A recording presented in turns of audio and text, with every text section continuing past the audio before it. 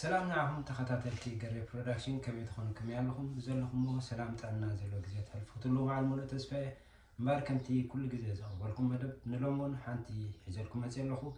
لك خمس ريو زلهم هجي زلخو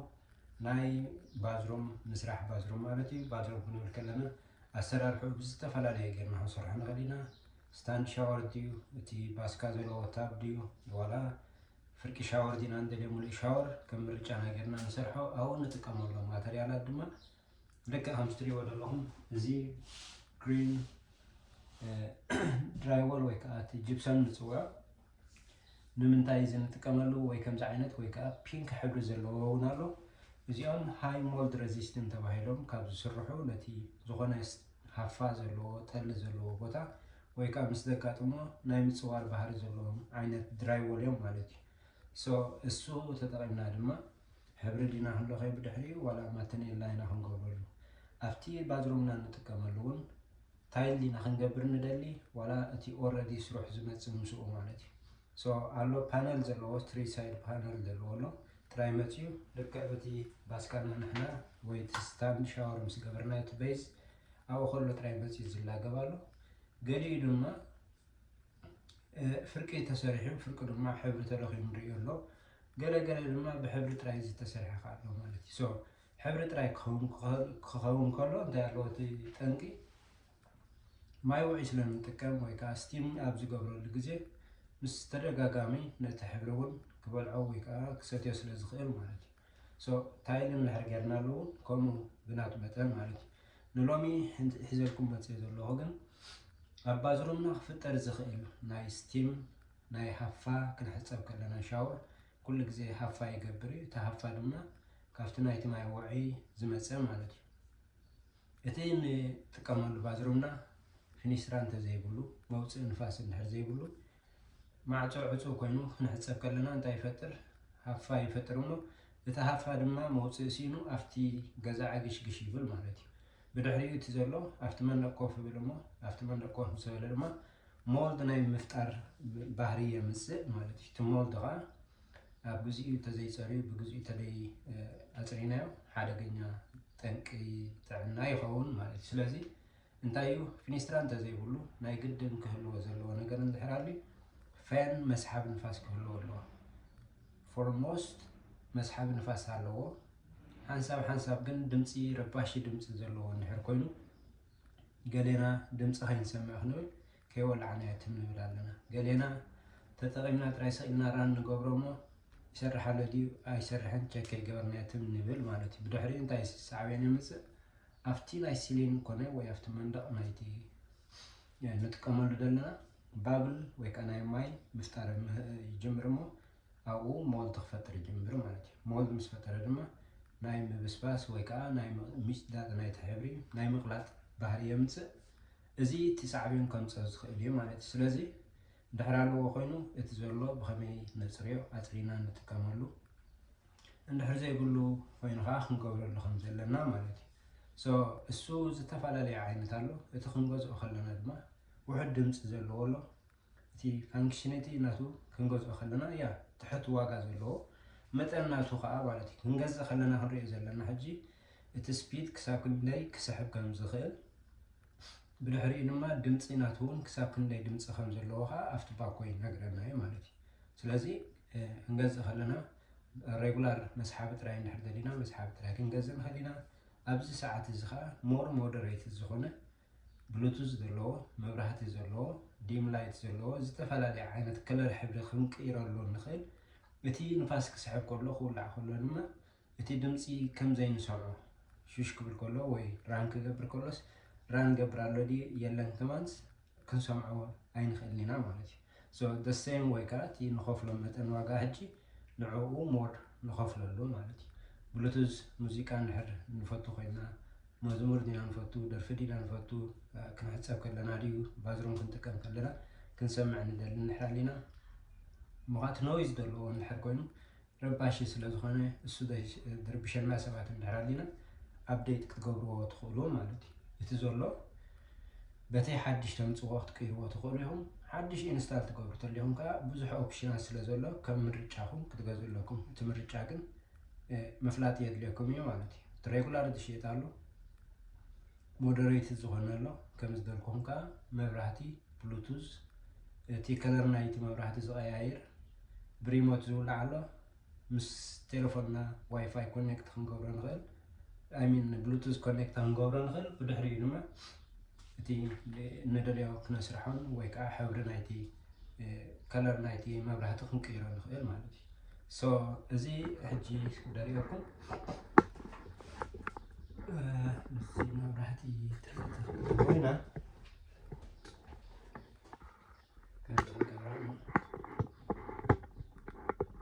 ስለዚ እዚኣ ትሪእዋ ዘለኹም ኦልሬዲ እቲ ቤዝ ናይቲ ፋን መስሓቢ ማለት እዩ እቲ ቤዝ ናቱ ከምዚ ጌርና ምሰድ ኣለና ብድሕሪኡ ዝጋጠም ኣለና ማለት እዩ ሶ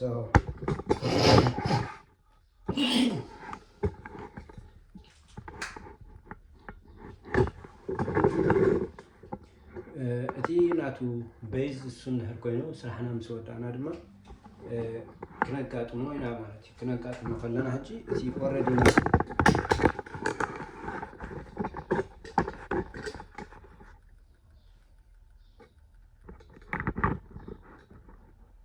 እቲ ስራሕ ወዲና እንድሕር ክሳይ ጌርናዮ ከምዚ ትሪእዎ ዘለኹም እዚኣ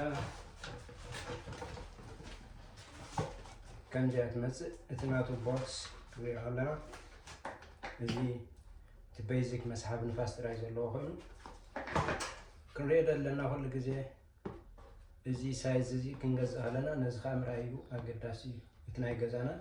ቱቦ እቲ ኤግዞስት ፋን ንደገ ዝወፅእ ቱቦ ሳይዝ ናቱ ክንደይ እዩ 3 ኢንች ድዩ 4 ኢንች ድዩ ክንደይ ኢንች እዩ ቸክ ምግባር የገድሰና እዚ ድማ እቲ ስፍሓት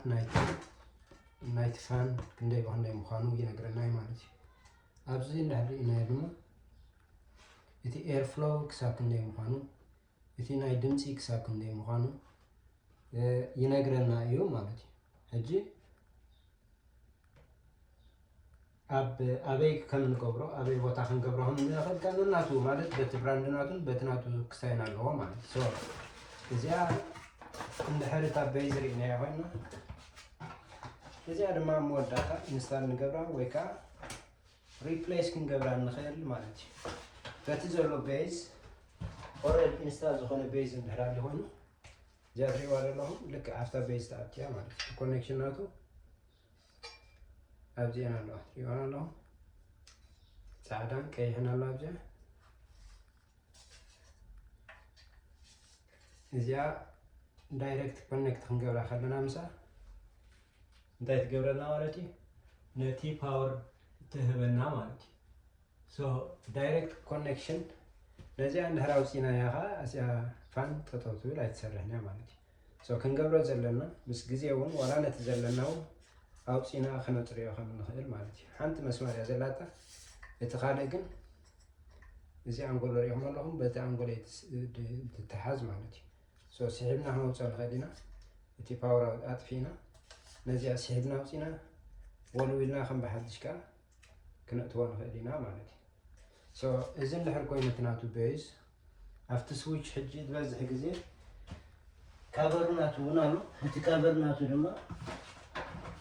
ኣውፂና ክነፅርዮ ከም ዘለና ሓንሳብ ይመል እዩ ይኹም ኣለኹ እዚ እቲ ካቨር እንድሕር ኮይኑ ምስ ሞር ክንጥቀመሉ ከለና ሊንት ትፈጥር እዩ እቲ ሊንት ማለት እቲ ጡጥ መሳሊ ኣብዚ ሽፍኖ ኮፍ ዝብል ማለት እዩ ሶ ኣብኡ ኮፍ እንድሕር ኢሉ እቲ ንፋስ ክስሕቦ ዝግብኦ ብግቡእ ኣይኣቱኒ ኣብዚ ጠጠው ብሉ እሞ ዝኸፍአ ኣለና እንዳበልና ከለና ክንሰርሕ ከይሰርሐ ኮፍ ይብል ማለት እዩ ሶ እዚ እውን ብዝተኻእለና ኣውፂና ክነሓፅቦ ክነፅርዮ ከም ዘለና ማለት እዩ እዚ ተዘይፀርዩ ራን ጌራ ትርጉም የብሉን ልክዕ ከምዚ ናይ ኤር ኮንዲሽንና ፊልተር እንድሕር ተዓቢሱ ክኸይድ ስለ ዘይክእል ማለት እዩ ሶ ከመይ ጌርና ኢና ነውፅኦ ንዝብል ሕቶ እዚ ስፕሪንግ ከምዚ ሞላ እዩ ኢና ኣለና እዚ ንውሽጢ ደፊእና ምስ ሓዝናዮ ናፍቲ ኤክስታ ይገጥም ማለት እዩ ሶ ንታሕቲ እንድሕር ስሒብናዮ ድማ ኖርማል ዝወፅእ ዝኾነ ስክሩ የብሉን እዚኣ ናፍቲ መወዳእታ ስሒብና ምስ ወዳእና ከምዚኣ ጠልጠል ትብል ማለት እዩ ከምዚ ጌርና ፒንች ምስ ገበርናዮ ምስ ጠዊዕና ምስ ሓዝናዮ ግን ካብቲ ዘሎ ናቱ ቤዝ ክነውፅኦ ንኽእል ኢና ማለት እዩ ስለዚህ እዚ ኣውፂና ክንሓስቦ ክነፅርዮ ንኽእል ኢና ነቲ ዘሎ ድማ ነጊፍና ከምኡ ከም ዘለዎ ክንጥቀመሉ ንኽእል ማለት እዩ እዚ ቅድሚ ምግባርኩም ግን ምስ ሴፍቲ ናትኩም እቲ ፓወር ሜክ ሹር ኦፍ ከም ዘለዎ ማለት እዩ እሱ እንድሕር ኮይኑ ካልእ እንታይ ክንገብር ንኽእል ኢና ዝበዝሕ ግዜ ኣብቲ ናቱ መወልዒ ኣብቲ ስዊች ናቱ ብሓንቲ ላይን ወይ ከዓ ዋን ስዊች ዝመፅእ ኣሎ እቲ ምክንያት ከምኡ ዝግበር ንምንታይ ይመስልኩም ሓንቲ ስዊች መብራህትን እቲ ፋንን ብሓንሳብ ዝግበረሉ ረሲዕናዮ ከይወላዕናዮ እቲ ፋን መታን ጠጠው ኢሉ ንበይኑ መብራህቲ ጥራይ በሪሁ ሻወር ከይንጥቀም እሞ ትንፋስ ከይተሰሓበ ከይከይድ ኣብ ባዝሩም ኣቲና ክንውልዕ ከለና ስዊች ዳይረክት እንድሕር ኮይኑ ክልቲኡ ምስቲ መብራህቲ ዝተተሓሓዘ እንድሕር ኮይኑ እንታይ ክስታይ ይገብረና ማለት እዩ ክልቲኡ ብሓንሳብ ስለ ዘሎ ኣብ the same time መብራህትን እቲ ፋንን ብሓንሳብ ይውላዕ ማለት እዩ እንድሕር ንሕና ኦኬ ኣነ ፀገም የብለይን ሻወር ክኣቱ ከለኹ I'm gonna make sure ፋን ክውልዕ እቲ መብራህቲ ክውልዕ ከለኹ ግን ፋን ኣብ ሓደ the same time ራን ክገብር ኣይደልየን ኢልና ገሌና እንታይ ንገብር ኢና ነታ ፕላግ ነውፃእ ኢና ምሽ ኣብ ክንዲ ከምኣ ግን እንታይ ምገበርኩም ዳብል ወይ ከዓ ትዊን ስዊች ኣሎ ትዊን ስዊች ማለት ከዓ ኣብ ሓንቲ ከላ ሓንቲ ባክስ ከላ ናይ ክልተ ስዊች ተሓሰት ማለት እዩ ብምንታይ ሰፕሬት ክንገብረን ንኽእል ሾ እታ ፋን እታ ላይትን ኣብ ሓደ ላይን ከለዋ ግን ዳብል ስዊች ትዊን ስዊች ስለ ዝኾነ ነናተን ጌርና ኣብ the same time በቲ ንደለየ ግዜ ክንውልዖን ክነጥፍኦን ንኽእል ኢና ማለት እዩ እሱ እንድሕር ሓንቲ ስዊች ጥራይ እንድሕር ኣላ ኮይና ነናተን ሰፕሬት ክንገብረን ንኽእል ኢና ማለት እዩ as far as ዋየር ናቱ ሰፕሬት ንታሕቲ ክሳብ ዝመፅእ ካብኡ ስፕሊት ጌርና ነናቱ መወልዒ ጌርና ክንሰርሖ ንኽእል ኢና እቲ ባክስ ናቱ ክልተ ዳብል እንድሕር ኮይኑ ዳብል ማለት ናይ ክልተ ቦታ ዘለዎ እንድሕር ኮይኑ ነናቱ ክንገብረሉ ንኽእል ኢና ምናልባት እዚ ትሪእዎ ድማ እዚ ዳብል እዩ ዳብል ናይ ዳብል ስዊች እዩ ማለት እዩ ግን ኣብዚ ሲንግል ስዊች ኮይና ናይ መብራህቲ ጥራይ ስዊች ኮይና ክገብራ ኣብዚ ድማ እቲ GFCI ዝበሃል ናይ ኣውትሌት ናይ ሶኬት ዘለዎ ኣብኡ ክጥቀመላ ማለት እዩ ኣብ ሓደ ቦታ ከሎ በቲ ሓደ መወላዕ ክጥቀመሉ በቲ ሓደ ድማ እቲ ሶኬት ናይ ባዝሩምና ዘድልየና GFCI ዝበሃል ናቱ ብሬከር ዘለዎ ባዕሉ ዝጠፍእ ባዕሉ ማለት ዝኾነ ስታይክ ሾርት ከጋጥም ከሎ ባዕሉ ብሬከር ዘለዎ ኮይኑ ባዕሉ ይጠፍእ እንድሕር ክነጥፍኦ ገሊና እውን ብኡ በቲ ብሬከር ኮንትሮል ክንገብሮ ስለ ንኽእል as a recommendation እውን ኣብ ባዝሩም ወይ ከዓ ኣብ ማይ ዘለዎ ቦታ እንድሕር ኮይኑ እቲ GFCI ዘለዎ ኣውትሌት ክንጥቀም ከም ዘለና ረኮመንድ ይገብረና እዩ ማለት እዩ በቲ ኮድ ናቱ ኣብ ማይ ዘለዎ ከባቢ ክሽነ ክኸውን ይኽእል እዩ ባዝሩም ክኸውን ይኽእል እዩ ላውንድሪ ክኸውን ይኽእል እዩ እቲ ናቱ ኤርያ እንድሕር ንማይ ኤክስፖዝ ዝኾነ ኮይኑ እሱ ክንጥቀም ከለና ናቱ ሰልፍ ብሬከር ስለ ዘለዎ ዝኾነ ከጋጥም ከለኻ እቲ ባዕሉ ይጠፍእ እሞ እሱ እንድሕር ጠፊኡ ፓወር ጠፊኡ ኢልና ምናልባት ከይንስንብድ ሪሴት ናቱ ባጠና ኣለዎ ኣብቲ ብሬከር ኦልሬዲ ላይፍ እዩ ዘሎ ኣብቲ ሶኬት ግን እቲ ሶኬት ግን ካብኡ ዝወፅእ እቲ ኣውት ዝኸውን ካብኡ ኣይወፀልናን እዩ ማለት እዩ ምናልባት ኣብ ብሬከርና ናትና ኦን ኮይኑ ስለ ዝፀንሕ ኣብቲ ሶኬት ጥራይ ጠፊኡ ዘሎ ሳምታይምስ ጠፊኡ መብራህቲ ምስ ረሃቢና ብሬከር ግን ኩሉ ኦን እዩ ዘሎ ኣበይ ጠፊኡ ዘሎ ክንብል ንኽእል ኢና ማለት እዩ እቲ ሰልፍ ክስታይ ዘለዎ ሰልፍ ብሬከር ዘለዎ ሪሴት ጌርና ብሓድሽ ክንውልዖ ንኽእል ኢና ማለት እዩ እዚ ከምዚ ትሪእዎ ዘለኹም ማለት እዩ ሽዑ እዚ ኦልሬዲ ሬዲ ኣሎ ብድሕሪኡ ድማ ታይል ክንገብረሉ ኢና ማለት እዩ ታይል ክንገብር ከለና ሳምታይምስ እቲ ባዝሩም ፉል ክንገብሮ ንኽእል ኢና ዝተረፈ ቦታ ከዓ ሕብሪ ክንለኽዮ ንኽእል ወይ ከዓ እቲ ናይ ታፕ ወይ ከዓ ናይ ስታንድ ሻወር ዘለዎ ቦታ ሙሉእ ብሙሉእ ማተኔላ ጌርና እቲ ብድሕሪኡ ዝቕፅል ከዓ ካብ ፍርቂ ጌርና ነቲ ፍርቂ ዘለካ ሕብሪ ክንለኽዮ ንኽእል ማለት እዩ ኩሉ ታይል እንድሕር ጌርናዮ ፅቡቕ ግን ነቲ መልክዕ ናይቲ ገዛና ነቲ ዴኮሬሽን ናይቲ ገዛ ነቲ ክትሪኦ ከለካ ክስታይ ኣይህበካን ከቢድ ይገብሮ ማለት እዩ ኣብ ዝተወሰነ ቦታ ታይል ጌርካ እቲ ዝተረፈ ቦታ ከዓ እንድሕር ሕብሪ ለኺኻዮ ግን ሓደ ሰፊሕ ዋላ ፀቢብ ይኹን ሰፊሕ ከም ዝኸውን ይገብሮ ንዓይንና ክንሪኦ ከለና ሕብሪ ክንለኽዮ ከለና ድማ ምስቲ ግዜ ምናልባት ዝፀላእናዮ ነገር እንድሕር ሃልዩ ወይ እቲ ከለሩ ደስ ዘይበለና እንድሕር ኮይኑ እታ ሕብሪ ትልከያ ቦታ ኣብ ካልእ ግዜ ሕብሪ ለኺና ኣፕዴት ከም ዝገበርናዮ ኮይኑ ኣብ ሓንጎልና ይስማዓና ወይ ከዓ ነቲ ዘለና ሓንሳብ ንቐጻሊ ኣብ ክንዲ ምጥማት ሕብሪ ክለኺና ኣብ ንደልየ ግዜ ኣብዴት እንዳገበርና ዲዛይን ናይቲ ባዝሩምና ክንቀይሮ ከም ንኽእል ማለት እዩ። ማተኔላ ኮይኑ ብድሕሪ እውን እቲ ማተኔላ ኣብ ግዜ ግራውት እንድሕር ወዲኡ እውን ክፍተት እንድሕር ገይሩ ነቓ እንድሕር ገይሩ ንዕኡ ወልዊልና ወይ ከዓ ዝኾነ ነገር ኣብቲ መንጎ ናይ ታይል እንድሕር ከምዚ ሞልድ መሳሊ ርስሓት መሳሊ ክሕዝ ጀሚሩ ናይ ሳሙናና ክሕዝ እንድሕር ጀሚሩ ብዝተኻእለና መጠን ኣብ ዝተሓፀብናሉ ድዩ ወይ ከዓ ብዝተወሰነ ግዜ ክነፅርዮ ከም ዘለና ማለት እዩ። እሱ እውን ንባዕሉ ኣብቲ ጋፕ ዘሎ እንድሕር ብግቡእ ዘይፀርዩ ናይ ሞልድ ናይ ምሓዝ ባህሪ ኣለዎ ማለት እዩ። ነዚ ዘፅርየልና ግን ንታይል ወይ ከዓ ንግራውት ከፅርየልና ዝኽእል መፃረይ ወይ ከዓ መፅረይ ናቱ ኣሎ። ምናልባት ካብዚ ቪድዮ ኣብ ታሕቲ ኣብ ናይ ቦታ ኮመንት ናቱ ሊንክ ክገድፈልኩም እየ። ንምፅራይ ተሸገረኩም ሰባት እንድሕር ኣለኹም ማተኔላ ሞልድ ኣለዎ ምፅራይ ዝዓበየና ወይ ከዓ እቲ ዲፕ እቲ ግራውት ናቱ ምፅራይ ዝዓበየና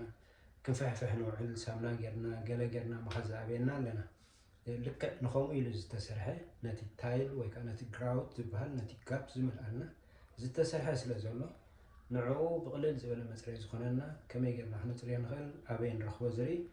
ናቱ ሊንክ ኣብ ታሕቲ ክገድፈልኩም እየ። ምናልባት ጠቓሚ እንድሕር ኮይኑ ንረኽብኩሞ ኣብኡ ሊንክ ኣቲኹም ክትገዝእዎ ትኽእሉ ኢኹም ማለት እዩ። ኣብ ኣጠቓቕማ ከዓ ኩሉ ግዜ እቲ ናቱ ኢንስትራክሽን ምንባብ ፅቡቅ እዩ። ምክንያቱ ኣብ ኣጠቓቕማ ሳምታይምስ ዋላ ክበዝሕ ከሎ መግቢ ማይ እውን እንድሕር በዝሒ ተጓዳኢ ስለ ዝኾነ ክንገብር ከለና ሓደ ጥንቃቐ ንገፅና ድዩ ንጨና በፍንጫና ዝመፅእ ድዩ ንቆርበትና ድዩ እቲ ሕግታት ዝብለና ክነማልኦ ፅቡቅ እዩ። ሴፍቲ ንቅድም ክንገብር ስለ ዘለና ማለት እዩ። እሱ ተጠቒምና ድማ እቲ ታይል ዘሎ ክነፅርዮ እንኽእል መንገድታት ስለ ዘሎ ሳምታይምስ ይፈላለዩ ታይል እንድሕር ኮይኑ ናይ ታይል ኢሉ ዝተሰርሐሎ ቫይነል እንድሕር ኮይኑ ከዓ ቫይነል ኢሉ ዝተሰርሐሎ